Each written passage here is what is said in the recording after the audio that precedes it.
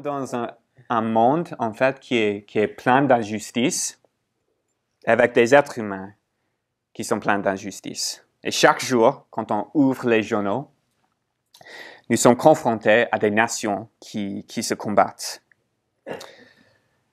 On est confronté à des économies hors de contrôle, une planète qui va mal et des dirigeants égocentriques.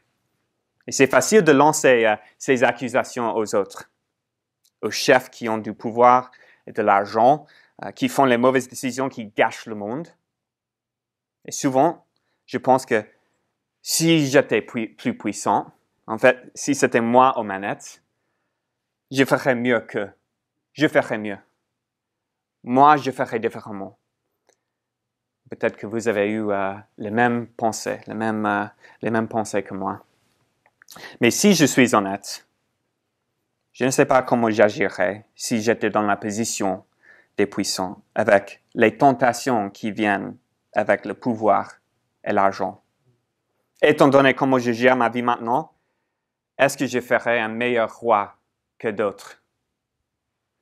La Bible nous enseigne que le monde va mal parce que les gens vont mal, parce que tout le monde veut être un petit roi de leur petit royaume. Et du coup, nous avons tous besoin d'un roi sauveur qui régnera au-dessus de tous, avec une vraie justice et beaucoup de miséricorde. Et c'est ce qu'on voit dans cette histoire ce matin, cette histoire de Noël. On voit l'arrivée de Jésus, un roi sauveur promis qui va sauver le monde. Et plutôt qu'enseigner tout ce texte, surtout sans écran, je vais faire un zoom sur le cantique de Marie en utilisant le reste de l'histoire pour donner en fait le contexte nécessaire pour comprendre le chant de Marie.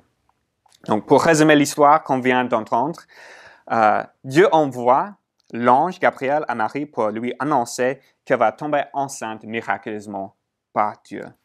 Le bébé sera appelé Jésus, qui signifie en hébreu « Dieu sauve ».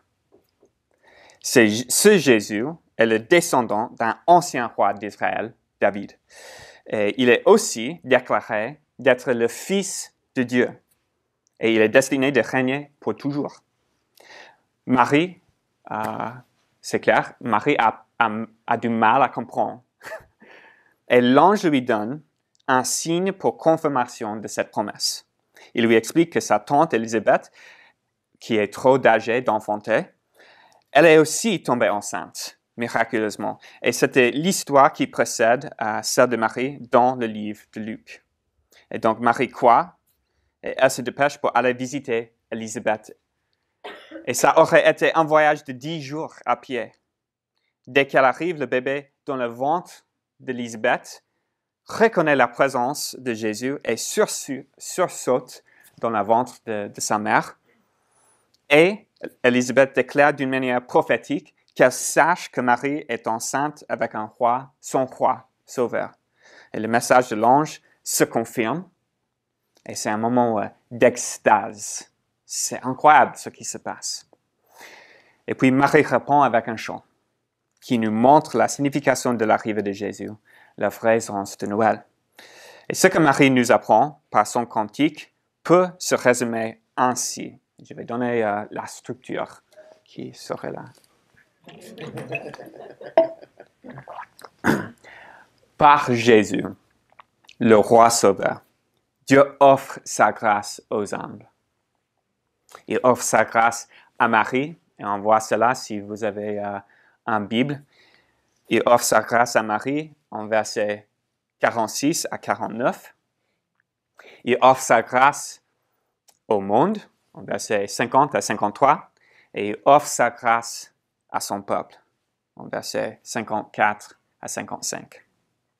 C'est ce que nous allons explorer ce matin. Donc, on se lance et on commence avec les réflexions de Marie sur ce qui se passe pour elle au moment de l'annonce qui lui est faite. Et là, nous voyons que par Jésus, Dieu lui offre de sa grâce et nous voyons qu'elle est quelqu'un d'humble qui veut recevoir Dieu comme un roi sauveur. Donc, Luc nous montre dans ce récit que par Jésus, le roi sauveur, Dieu offre sa grâce aux humbles. Et il commence avec Marie, il offre sa grâce à Marie. Donc, je vais relire versets 46 à 49. Et Marie dit, « Mon âme exalte le Seigneur. Mon esprit a de l'allégresse en Dieu, mon Sauveur, parce qu'il a jeté les yeux sur la bassesse de sa servante. Car voici, désormais toutes les générations me diront bienheureuse, parce que le Tout-Puissant a fait pour moi de grandes choses. Son nom est saint. » C'est beau, je trouve. Qui est Marie? Elle est une jeune femme qui habite dans un petit village presque anonyme. On a lu dans verset 26, ou Suzanne a lu, que l'ange Gabriel fut envoyé par Dieu dans une ville de Galilée du nom de Nazareth. C'est vraiment une ville au milieu de nulle part. Et quant à Marie, elle est quelqu'un de peu de significance, d'anonyme. Nous lisons qu'elle est jeune et fiancée. Étant donné la culture de l'époque, elle n'a probablement que 15 ou 16 ans. Elle est juive, sous l'oppression du régime romain, et Luc précise, ils sont sous le roi Hérode en Judée, qui est sous César. Et elle fait partie d'un peuple minoritaire qui est sous une puissance étrangère depuis 700 ans. Et donc, le fait que Dieu compte réétablir son royaume par un roi sauveur à travers elle, c'est quelque chose de ouf. Vous voyez? C'est incroyable. Elle est bouleversée par cette annonce du rétablissement de la liberté et de la dignité et de la paix. Et sa réponse est celle d'une joie débordante, ainsi que la réponse d'Élisabeth et du bébé Jean, qui était aussi remplie de joie.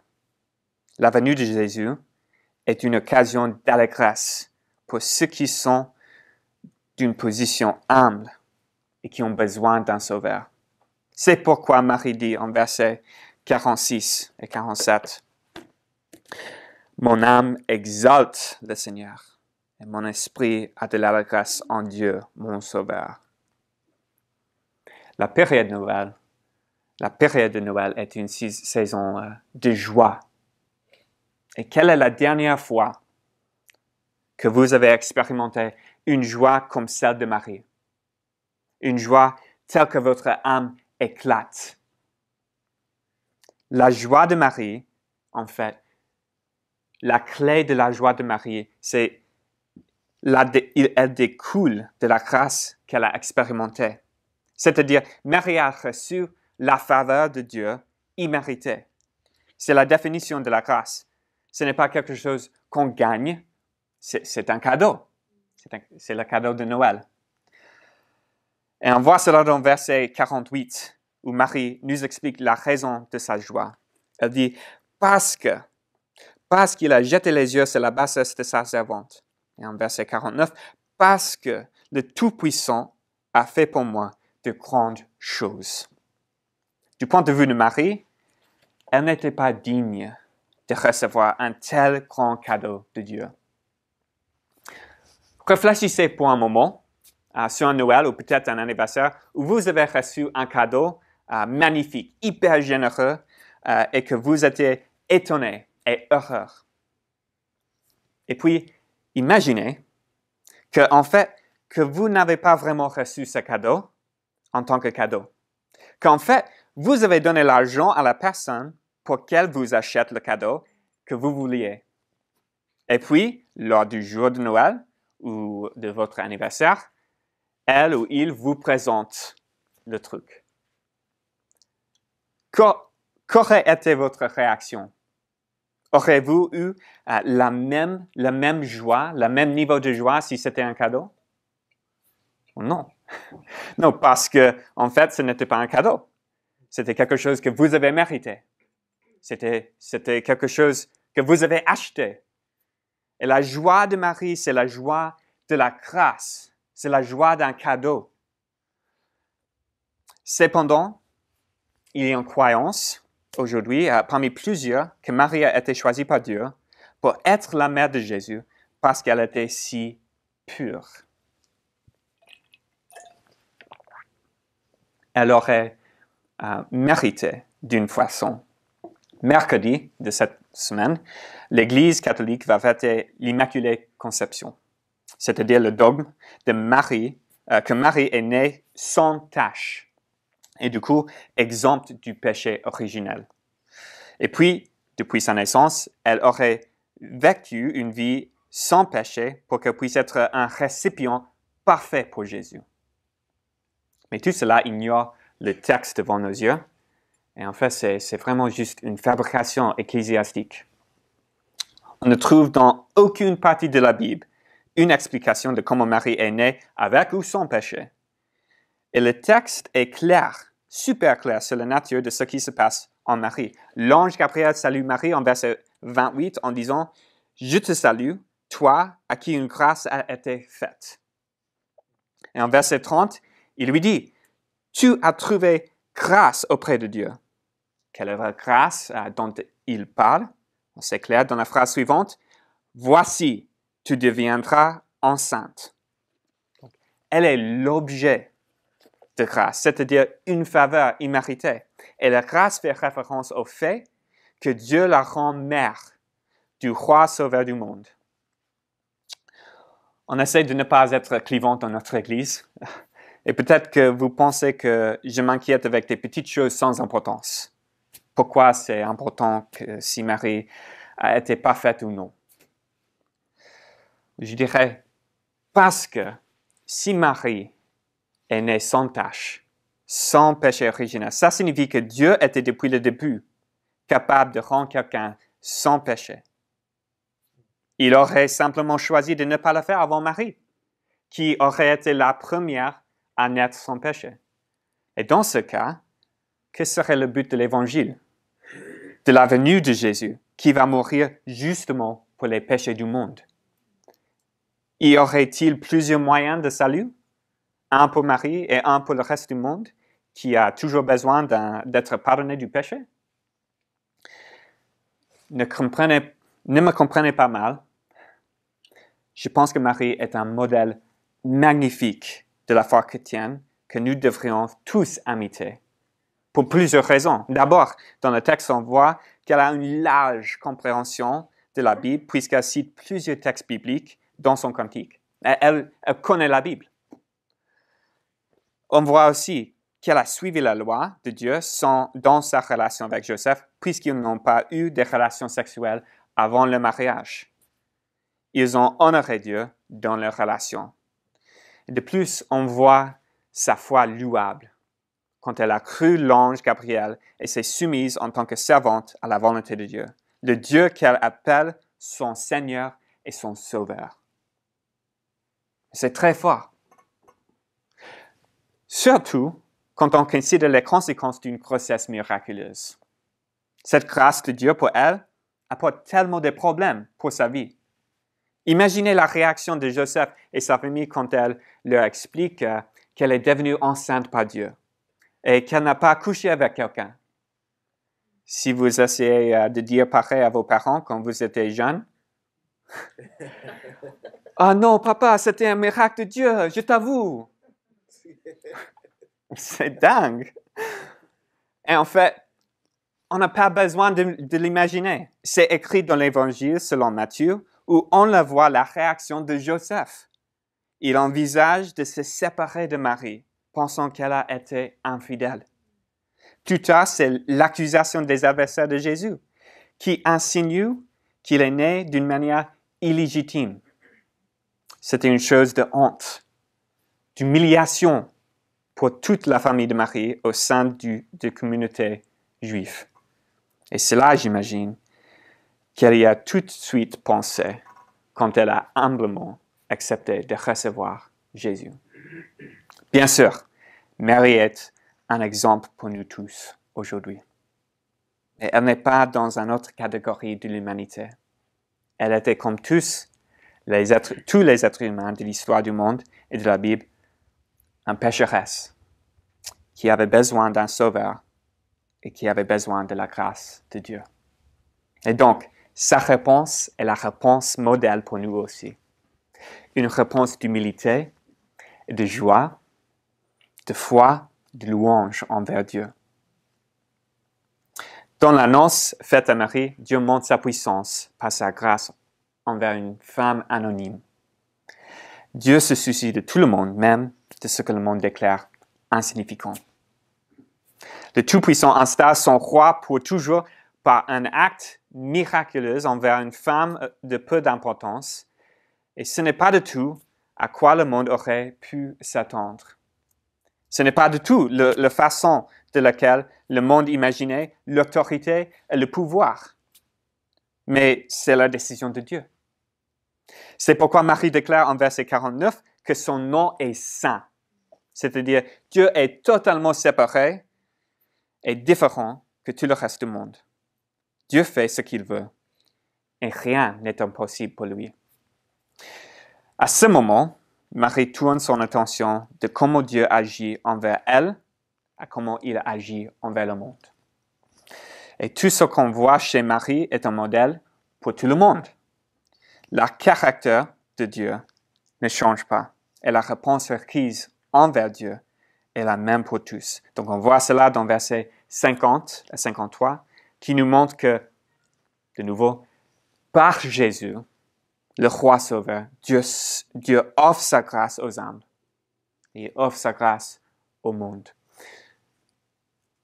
Verset 50. Et sa miséricorde s'étend d'âge en âge sur ceux qui le craignent. Il a déployé la force de son bras. Il a dispersé ceux qui avaient dans le cœur des pensées orgueilleuses. Il a fait descendre les puissants de leur trône, élevé les humbles, rassasié de bien les affamés, renvoyé à vide les riches. Il a secouru Israël. Donc là, on voit que Marie comprend que l'arrivée de Jésus est un tournant, pas juste pour elle, mais pour le monde entier, et que cette grâce envers elle est aussi une grâce pour tous ceux qui se rendent humbles devant lui. Le mot, dans ce passage, miséricorde, est étroitement lié à le mot grâce. Et c'est de la bonté et compassion, et c'est souvent utilisé dans la Bible de parler de ne pas recevoir un châtiment qu'on mérite. La Bible nous enseigne que le monde est brisé parce que chacun de nous agit d'une manière injuste. Dans notre orgueil, nous nous estimons plus importants que ce que nous sommes en réalité. Et cela s'exprime dans notre égocentrisme, qui est prêt à faire du mal aux autres pour notre propre bien. Et cela découle d'abord de notre égocentrisme qui est prêt à désobéir à Dieu, à l'ignorer en pensant que nous sommes plus importants que lui-même. Nous pensons que nous sommes les rois de notre propre vie et on n'a pas besoin d'un autre roi, d'un roi Dieu. Si Dieu va apporter la justice sur la terre par son roi, nous sommes tous en difficulté parce que nos actions méritent du châtiment. Et dans la crainte, nous sommes encouragés à chercher en Dieu le pardon et la miséricorde. Il faut qu'on s'humilie. Et je sais que l'idée de s'humilier ou s'abaisser est une idée dégoûtante pour plusieurs.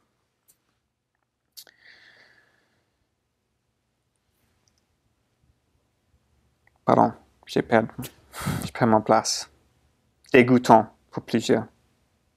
Mais en fait, c'est ce qu'on voit chez Marie quand elle est prête d'être mal comprise par sa communauté en tant qu'une femme infidèle. Et c'est ce quand elle s'appelle servante. Et donc, c'est la réaction pour nous, en tant qu'êtres humains qui ont du péché. C'est la réaction naturelle quand on reconnaît la gravité de notre péché devant un Dieu si bon et si saint. Et si nous ne le faisons pas, si nous ne nous humilions pas, Dieu le fera pour nous un jour. Marie voit les conséquences du juste règne de Jésus comme un basculement, un renversement de l'ordre du monde. Elle décrit Dieu d'une manière anthropomorphe en montrant Dieu déployant sa force, la force de son bras. Par sa puissance, il disperse et fait descendre les orgueilleux et élève les humbles. Comme Étienne nous l'a montré il y a quelques minutes, Dieu résiste aux orgueilleux, mais il donne sa grâce aux humbles. Et curieusement, Marie met les orgueilleux et les puissants et les riches dans la même catégorie et les humbles et les affamés ensemble dans l'autre catégorie. Et donc, on peut se demander, est-ce que Dieu est contre les riches et pour les pauvres? Est-ce que tous les riches sont méchants et tous les pauvres sont saints? Non. La Bible n'enseigne pas cela. Mais ce qui est clair dans la Bible, et je dirais dans la réalité, c'est le danger des richesses et du pouvoir. On dit que du pouvoir corrompt et le pouvoir absolu corrompt de façon absolue. Et la Bible dit en 1 Timothée 6 que l'amour de l'argent est la racine de tous les maux. L'argent et le pouvoir sont des biens qui résolvent tellement de problèmes dans la vie. Mais c'est l'adoration de ces choses qui est destructrice pour nous et pour les autres. Quand on les accumule, souvent on commence à penser qu'en fait, nous n'avons pas besoin de Dieu et que nous n'avons pas besoin des autres. Et la richesse et le pouvoir, en fait, se renforcent et pour augmenter notre orgueil. C'est pourquoi Jésus dit plus tard dans l'évangile de Luc qu'il est difficile à ceux qui ont des biens d'entrer dans le royaume de Dieu. Car il est plus difficile à un chameau de passer par un trou d'aiguille qu'à un riche d'entrer dans le royaume de Dieu. Donc ceux qui pensent qu'ils sont des rois n'ont pas besoin d'un roi sauveur. Et c'est pourquoi peut-être que nous voyons un peu de croissance ou une décroissance des chrétiens dans les pays plus riches dans le monde, mais une croissance rapide des chrétiens dans les pays en développement. Si vous pensez à qui ressemble un chrétien type aujourd'hui, ce ne sera pas un homme blanc occidental, mais plutôt une femme dans un village du Nigeria ou dans une favela brésilienne. Ce sont les humbles qui reconnaissent le besoin d'un roi sauveur. Malheureusement, l'amour de l'argent et du pouvoir a des conséquences graves pour tout le monde. Nous avons tous vu dans ce monde brisé comment les riches et les puissants, dans leur orgueil, exploitent les pauvres. Et c'est souvent, malheureusement, c'est le moyen par lequel les riches sont devenus riches. Et combien de fois avez-vous vu un ultra riche ou un ultra puissant agir avec justice et miséricorde?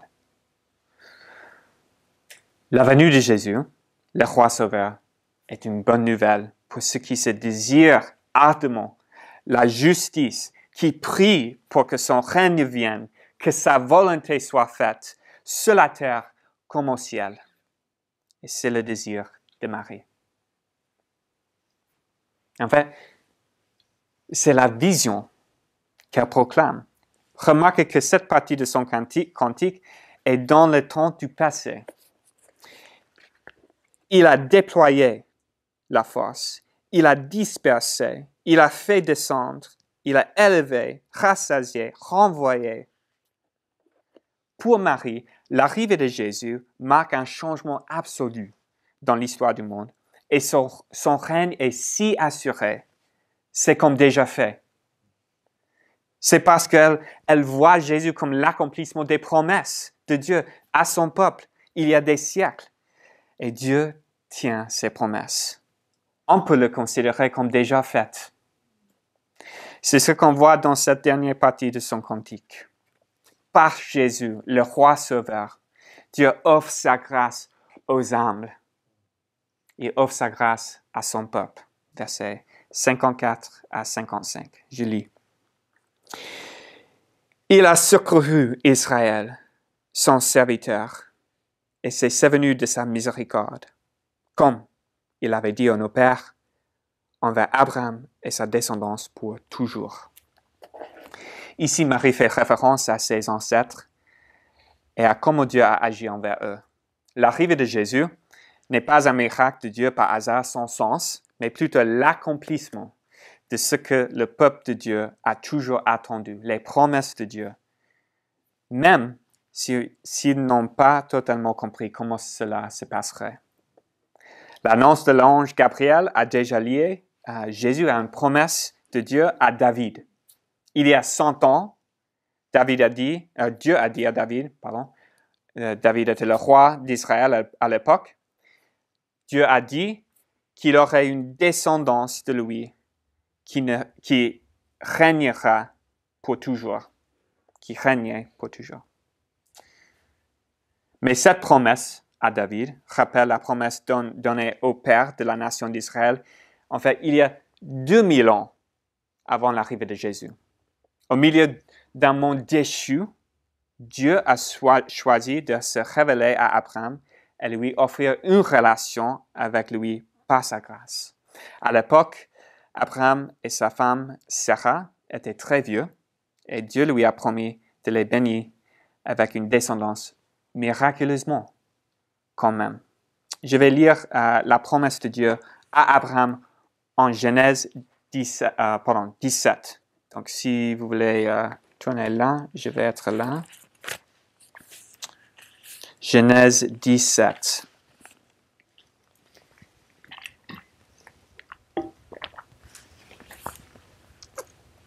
Verset 1, je vais lire jusqu'au verset 7.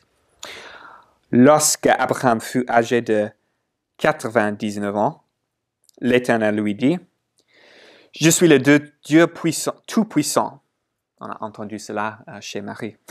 « Je suis le Dieu tout-puissant. Marche devant ma face et sois intègre. J'établirai mon alliance avec toi et je te multiplierai à l'extrême. » Abraham tomba face contre terre et Dieu lui parla en ces termes. « Pour moi, voici mon alliance avec toi. Tu deviendras le père d'une foule de nations. On ne t'appellera plus du nom d'Abraham, mais ton nom sera Abraham, car je te rends père d'une foule de nations, et je te rendrai extrêmement fécond. Je ferai naître de toi des nations, et des rois sortiront de toi. J'établirai mon alliance avec toi et ta descendance après toi. Dans toutes leurs générations, ce sera une alliance perpétuelle, en vertu de laquelle je serai ton Dieu et celui de tes descendants après toi. » Donc, et puis, comme Dieu l'avait promis, Sarah est devenue enceinte par Abraham et les générations après eux étaient appelées Israël pour le nom de son petit-fils. Et c'était Israël que Dieu, tout au long de la Bible, a secouru à plusieurs reprises. Israël était son objet de grâce et un phare pour les autres nations du monde pour qu'elles puissent venir à lui et expérimenter la même grâce. Dans l'histoire d'Israël et Abraham, on voit le même Dieu qui agit avec grâce envers son peuple et agit d'une manière sainte et puissante. C'est comme l'histoire de Marie. Et Dieu a toujours cherché la même réponse de l'homme. Abraham s'humilie, il tombe par terre. Il s'humilie et reçoit Dieu pour qui il est. Si on regarde les promesses de Dieu à Abraham, on peut voir que David, en fait, était l'accomplissement partiel des promesses quand il a parlé des rois et de sa descendance. Mais même cette promesse à Abraham, d'une descendance, était un accomplissement partiel d'une promesse bien avant cela. La première promesse d'un descendant a été donnée par Dieu dans le 3e chapitre de la Bible, au commencement. Dès le commencement, Dieu a donné une promesse à son peuple. Et au commencement, nos premiers ancêtres, Adam et Ève, ont choisi de ne plus vivre sous le règne généreux de Dieu. En désobéissant Dieu, en mangeant du fruit de l'arbre de la connaissance du bien et du mal, ils ont cru au mensonge du serpent. Et le mensonge était ça. le jour où vous en mangerez, vous serez comme des dieux. C'est-à-dire, vous n'avez plus besoin d'un Dieu, d'un roi. Soyez votre propre roi et choisissez pour vous-même ce qui est le bien et le mal. C'est le moment où le péché est entré dans le monde. Et la conséquence était la mort physiquement et spirituellement. Et depuis ça, tout être humain était né avec la même ADN spirituel comme leurs parents, avec une nature pécheresse, même Marie. Mais Dieu a montré sa miséricorde, sa grâce à Adam et Ève, et dans son jugement du serpent, il a fait cette promesse dans Genèse 3, verset 15.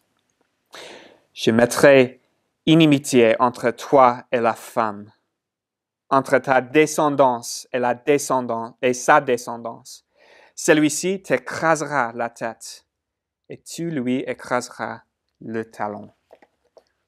Voici, c'est une prophétie d'une descendance d'Ève qui va donner le coup de grâce au serpent. C'est la petite annonce de Jésus depuis le commencement de la Bible. Descendance de David, descendance d'Abraham et descendance d'Ève. Le problème depuis le commencement, c'était l'orgueil et le désir de prendre la place de Dieu. Et la solution depuis le commencement, c'était la grâce et la miséricorde du Dieu saint et puissant, et une promesse d'un sauveur, un roi sauveur qui va vaincre le mal. Et Marie, je pense, pouvait voir tout cela et se réjouir en Dieu quand elle a chanté. Mais ce qu'elle ne pouvait pas voir à ce moment, c'était comment Jésus sauverait son peuple. Luc, dans son récit, montre plus tard dans son évangile et dans, en fait, le livre d'Actes des Apôtres, c'est un peu l'évangile de Luc, partie 2. Il nous montre que Jésus n'est pas venu pour établir son royaume tout de suite en renversant l'Empire romain, mais de l'établir d'une manière inattendue. Il est venu pour être tué par les Romains. Le Fils de Dieu est né pour mourir d'une manière humiliante sur une croix pour payer pour le péché du monde. Et c'est par son sang que chacun puisse, par vertu de la foi en lui, comme roi sauveur, être pardonné et être restauré en une relation avec Dieu. Et ce salut n'est pas juste pour Israël ethnique, comme Luc nous montre plus tard, mais c'est pour tout le monde. Tous ceux qui croient en lui font partie de son peuple. Et on est des nations d'Abraham, sa descendance spirituelle. Et un jour, Dieu va finir avec son renversement. Quand Jésus retourne pour établir son royaume physiquement sur la terre et juger le monde. Et il nous invite à le recevoir maintenant comme notre roi sauveur, afin que son retour soit une cause de joie, une source de joie pour nous comme Marie. C'est la bonne nouvelle de la Bible. C'est la grâce immense, l'amour de Dieu qu'il montre aux humbles qui le veulent. Donc Jésus est venu humblement. Il a élevé les humbles. Il s'est abaissé du ciel jusqu'à la terre. Il est venu de nous servir. Il a donné sa vie. Il est mourir pour nos péchés et pour nous pardonner et pour nous donner une nouvelle vie et pour être notre sauveur. Ça, c'est la grâce de Dieu.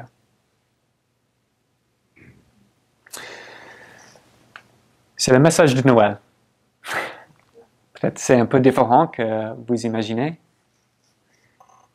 Dieu nous invite tous, il nous invite tous à nous humilier pour recevoir cette grâce dans notre vie. Et ce matin, si vous trouvez tout cela difficile à croire, je vous suggérerais que ça c'est un peu le but.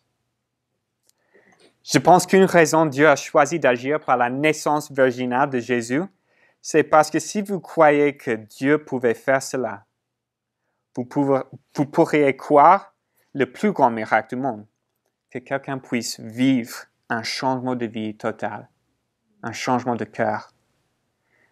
Dieu peut faire cela pour vous ce matin. Il peut faire cela. Vous pourrez croire que le monde sera rétabli un jour. Rien n'est impossible avec Dieu. Mais l'autre raison pour la naissance virginale, c'est que Dieu nous demande que nous nous humilions et que nous croyons quelque chose honteux selon le monde. Ce sont les âmes qui vont recevoir une telle histoire. Ce sont les âmes qui vont croire qu'un homme juif du 1er siècle qui est mort sur une croix était le créateur du monde. Mais ce sont les humbles qui laissent Dieu être Dieu. Dieu le Saint, Dieu. Et il y a plein d'évidences que cette histoire est vraie. Il y a des raisons de la foi chrétienne. Il y a tellement de gens extrêmement intelligents qui croient à la Bible. Mais ça ne la rend moins bizarre pour le monde. C'est toujours quelque chose de bizarre et honteux à croire. Et donc, si vous êtes nouveau ce matin, je vous invite à prendre un sac de bienvenue. Je pense que nous avons les sacs de bienvenue, Étienne. Non. La semaine prochaine. La semaine prochaine, voilà. Alors, j'ai un exemplaire pour quelqu'un avec de la chance. Voilà. Il y a ce livre, ce petit livre de 70 pages qui s'appelle « Noël, peut-on vraiment y croire ?»